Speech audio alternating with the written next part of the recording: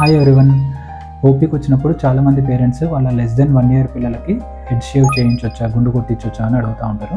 నా సజెషన్ ఏంటి అంటే ఎప్పుడైనా కూడా 1 ఇయర్ తర్వాతనే ప్రిఫర్ చేయమని చెప్తాను అనమాట. మరీ తప్పదు అనుకుంటే 6 మంత్స్ ఏజ్ తర్వాత చేయమని చెప్తాను. సో 6 మంత్స్ ఏజ్ తర్వాత ఎందుకంటే most of the children neck control అంటే మెడల్ నిలబెట్టడం అనేది ఖచ్చితంగా వచ్చి ఉంటుంది అనమాట. సెకండ్ థింగ్, షేవ్ చేసేటప్పుడు ఎటువంటి జాగ్రత్తలు తీసుకోవాలి అని చెప్పి అడుగుతూ ఉంటారు. ఇంపార్టెంట్ థింగ్ ఏంటంటే బేబీని మన ఒళ్ళో కూర్చొని మనకు జెంటిల్గా బట్ ఫర్మ్గా పట్టుకోవాలి. కుదరట్లేదు అనుకుంటే బేబీని ఒక చిన్న బెడ్షీట్తో కానీ టవల్తో కానీ స్వాడిల్ చేయొచ్చు అనమాట. అండ్ బేబీ షేవ్ చేసే రేజర్ ఏదైతే ఉంటుందో దాన్ని ఆల్కహాల్ స్వాబ్తో క్లీన్ చేయాలి.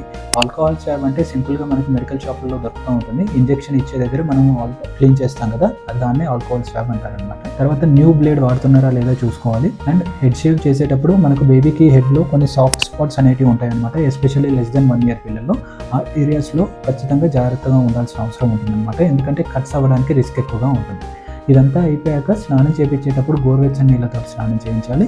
అండ్ మైనర్ కట్స్ ఏమన్నా ఉన్నాయా చూసుకోవాలి. అండ్ బేబీ హెడ్ని మనకు మంకీ క్యాప్తో కానీ లేకపోతే నార్మల్ క్యాప్తో కానీ కవర్ చేయాలి. ఎందుకంటే కోల్డ్ ఎయిర్కి ఎక్స్పోజ్ అవ్వకూడదు అనమాట. సో ఈ విధంగా జాగ్రత్తలు తీసుకోవచ్చు. Thank you.